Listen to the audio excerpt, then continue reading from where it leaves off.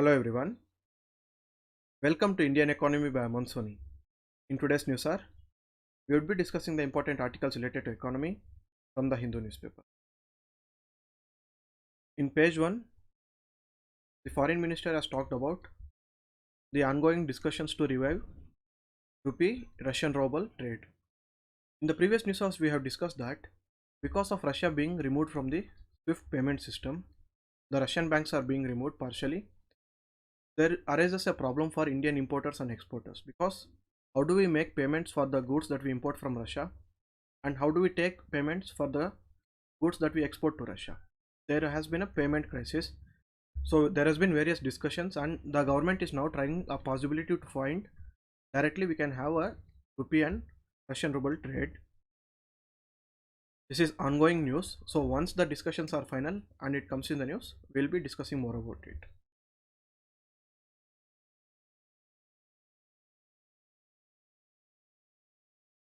The editorial page talks about the economic crisis in Sri Lanka.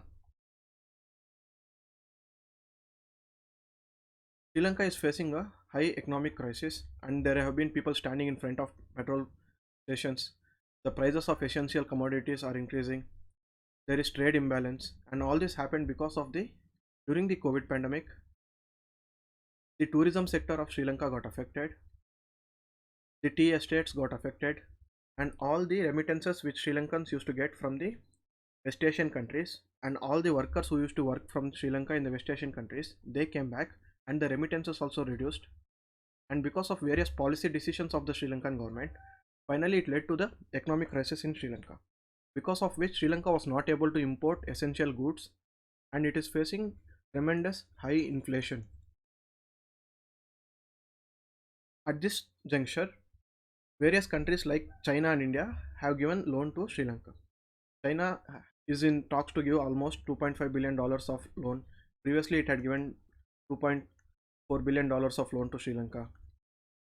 India also gave assistance of almost $2.4 billion, out of which $500 million was loan deferment. Loan deferment is nothing but the time period for repayment of the loan by the Sri Lanka is deferred to a later date. We said to Sri Lankans that you can pay the loan at a later point of time when you have the amount. And we also extended them a $1 billion credit line so that they can import essential commodities from India. So we are supplying all the essential commodities, exporting to Sri Lanka on a credit basis. Now Sri Lanka is also in discussions with the International Monetary Fund to take assistance from IMF.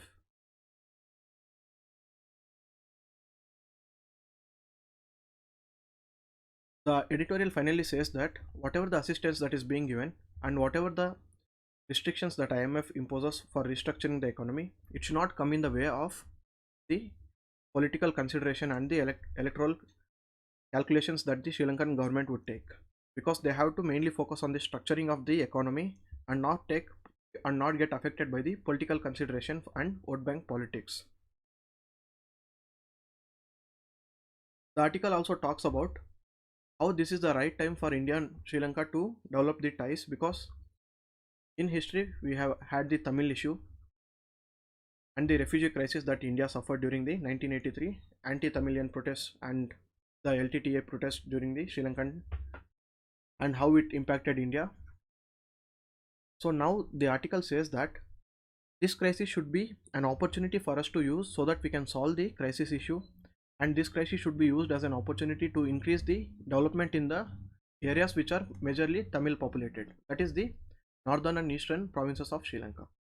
If this is the Sri Lankan map, these areas are majorly populated by the ethnic Tamil populations, and these regions are affected because of the LTTE and the war during 1980s.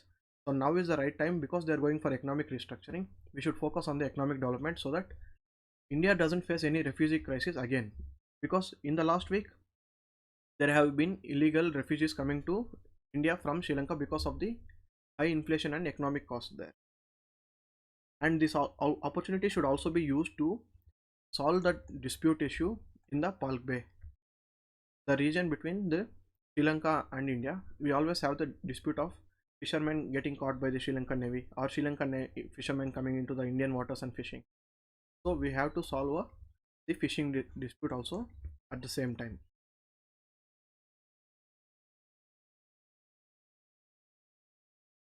In the text and context page, we have a detailed price about oil pricing and how it is affecting the economy. Here we need to know the basics. Recently, the government deregulated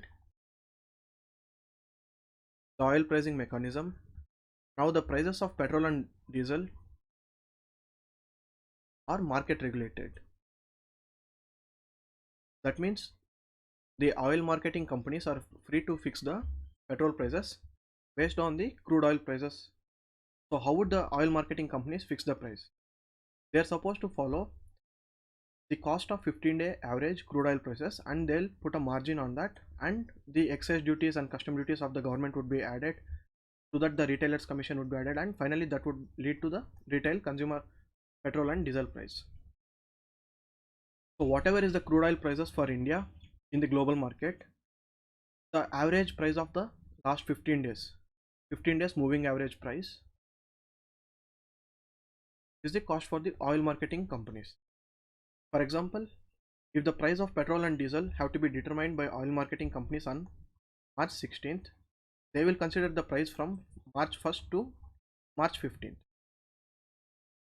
To determine the pricing on March 17th, they would consider the price from 2nd to March 16th. On 18th, it would be 3rd to 17th. So whatever the previous 15 days average price of crude, that would be considered, so that they would add their margin of refining, so that the customs duties of center on trade on import of crude, and the central government also adds the excise. The state government would add the VAT, and then comes the dealers commission on every liter of petrol and diesel. All these costs added together would be the retail price. Now recently we have been seeing that after November, the retail prices of petrol and diesel were not increased by the oil marketing company. Even though they are deregulated, the oil marketing companies are majorly owned by the government. So the government can indirectly influence the pricing strategies of the oil marketing company, because the government is a major shareholder. And if the oil marketing companies like Hindustan Petroleum, Bharat Petroleum, Indian Oil Corporation, if they don't increase the prices, other private players like the Adani Group, the Reliance Petroleum, they can't increase the prices, because the major shareholders in the market when it comes to petrol and diesel are the state-owned oil marketing companies. And because of competitive pricing, if the private players increase their prices, they would lose on the business and they'll incur losses. So even they would be forced to keep the prices lower to be competitive and to stay in the business. And this text and context graphs speak on how the oil prices are increasing, getting affected by the various policy decisions of the government when it comes to the fiddling with excise duty and customs duty, and how they would be affected during the election times. So let's go into the details.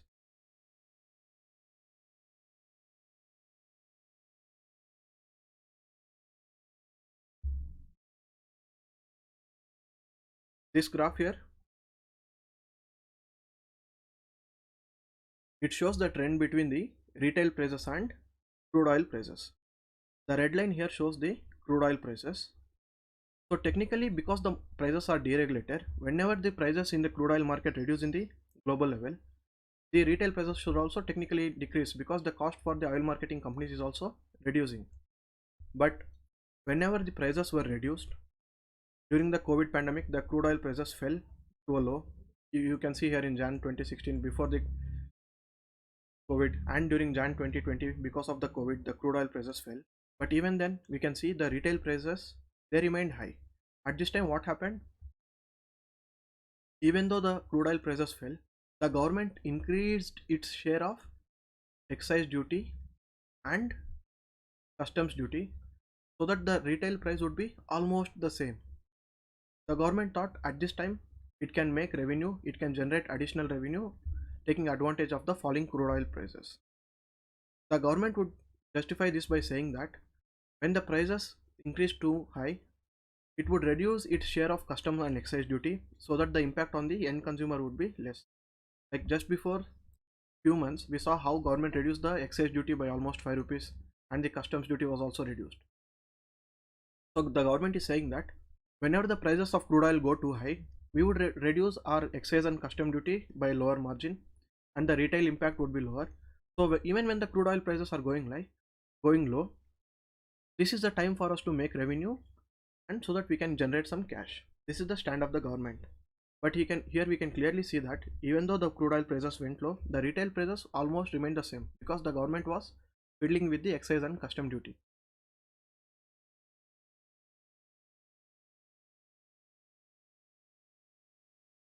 This graph here shows about the percentage taxes. We just discussed how even when the crude oil prices went low, the government would use to fiddle with the excise duty and custom duty.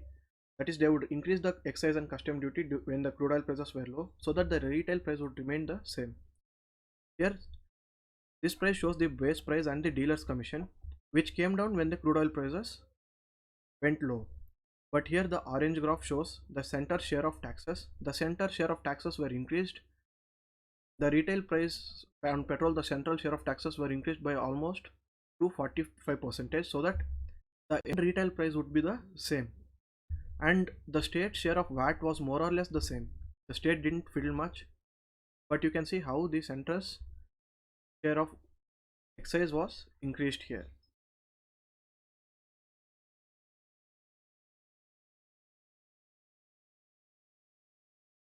This graph here shows that even when the consumption of petrol in terms of absolute numbers went low during the COVID pandemic, the revenue that the government collected, the blue line shows the excise revenue, the orange bar here shows the petrol consumption, the crude consumption. So even when the petrol consumption went low from 2020 to 2021, the revenue tremendously increased because the government increased the excise duty by almost 45%. The revenue collection that the government got tremendously increased compared to the 2020 over the 2021.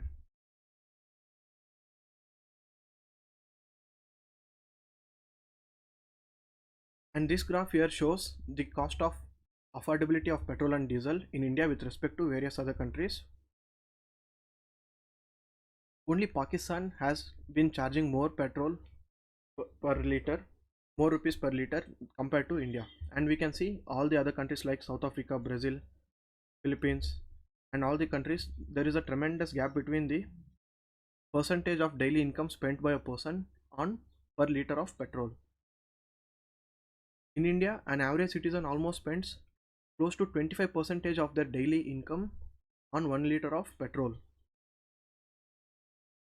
Here for this purpose, the average income of the per capita income is considered, and out of that average per capita income on a daily basis, the cost of petrol per liter is considered and it comes to almost 25%.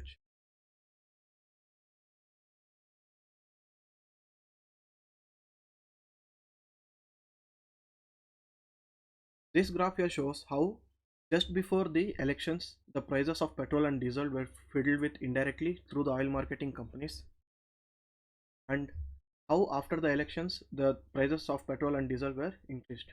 So if we look at the graphs, the various election times are listed here, and very recently from November 2020 here, the prices of petrol were kept constant at the retail level, but now just after the election results came, the oil marketing companies, they started increasing the petrol and diesel retail prices. So the same happened every time.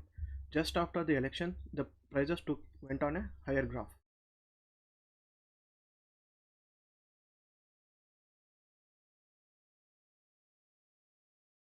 And because states impose VAT on petrol, the VAT rate would be different for different states. So every state has powers to levy different percentage of VAT, value added tax, on petrol and diesel. So the absolute cost of rupees per liter paid by different states would be different in the country. And certain states like Maharashtra, Tamil Nadu, Andhra Pradesh, Bihar, Rajasthan, out of all the states, out of an average of 100 rupees per liter of petrol, the people paid a 50 rupees tax when we combine both the state and central taxes. So you can see almost 50% of the cost of petrol and diesel, 50% of it is composed of taxes itself. So what would happen if the oil marketing companies indirectly fiddle with the policy of the government during the election times like this? it would directly impact the profitability of the oil marketing companies. Now, because they have not been changing the prices for so long, even when the crude oil prices went high, the oil marketing companies incurred losses. They have been bracing for the impact, and now because the elections have been over, the government indirectly gave the signal to the oil marketing companies. Now they would be increasing the prices, and the impact of it would be tremendously felt on the retail customer. Even then, the bulk customers, people who purchase in bulk, for example, the Indian Railways, transporting companies, factories, the bulk prices of diesel is almost 25 rupees per liter more than the retail prices of diesel.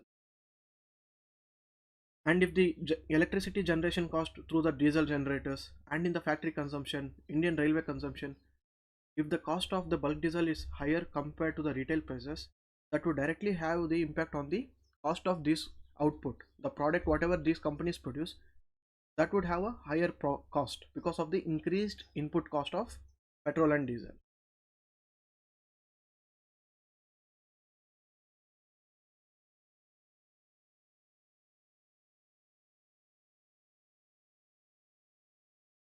In the news page, this article talks about how farm incomes fell in almost four states from the period of 2015 to 2019. Survey was conducted, and while the nationwide farm income increased by almost 27%, in certain states the farm incomes fell. And what are those states? Those are Jharkhand, Madhya Pradesh, Nagaland, and in Odisha. Compared to average farm families income, the incomes of farm families fell during this state. So the article says that if you want to double the farmer's income, every year you have to achieve certain growth percentage, and you have to take steps so that the farm incomes will also increase in these states, so that we can achieve the final end goal of doubling the farmer's income.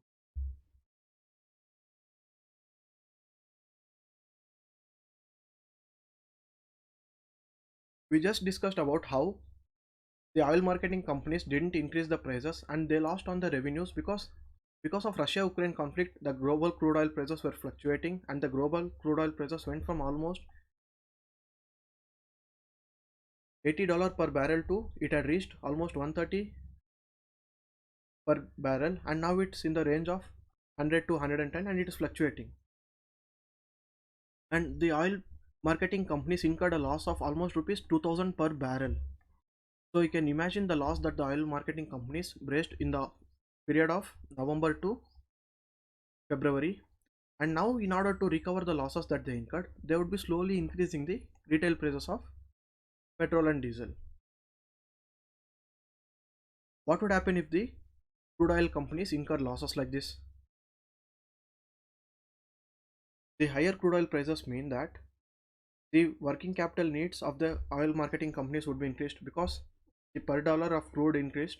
So the working capital needs of the oil marketing companies increased. On one side, their profits have been reduced because they didn't increase the price. On the other side, because of the increasing crude oil prices, their working capital needs will increase. Working capital is the money that is required to run the business on a day-to-day basis, to get the goods and to manufacture the goods and to sell the goods. We need money. That money is known as working capital. Capital that is required to work the business on the day-to-day basis. For an oil marketing company, the working capital is needed for the administrative expenses, and the major production is get the crude oil, process the crude oil, refine the crude oil, and sell it in the form of petrol, diesel, and other oils. So for all this, we need capital, money, and that capital is known as working capital. Now, because of increasing crude oil prices, the working capital needs of these oil marketing companies would increase. And when you borrow heavily for meeting your working capital needs, the cost of credit would increase because your risk is increasing. You're borrowing heavily, so every time you borrow more and more, your risk would increase. Because the risk increases, in order to give you money, the lender who is giving you money, he would charge a higher interest rate. So every time you borrow more, you would be borrowing at a higher and higher interest rate because the risk is increasing, because the borrowing of the company is increasing. So the lender would want more interest rate for the additional risk that he is going to take. Because of the interest rate increase, the cost of funds for the company increases, for the oil marketing company increases. If the cost of funds increases, it would directly have an impact again on the profitability of the oil marketing companies. Again, the profitability of the oil marketing companies would get affected. Here, just the headlines are needed. No need to go into the details of the articles. Here, there is a concept of great resignation. What is the great resignation? During the COVID pandemic, we saw how people went for work from home and many people resigned heavily in various industries. And this resignation all over the world to major jobs is known as great resignation because people resigned at heavy numbers.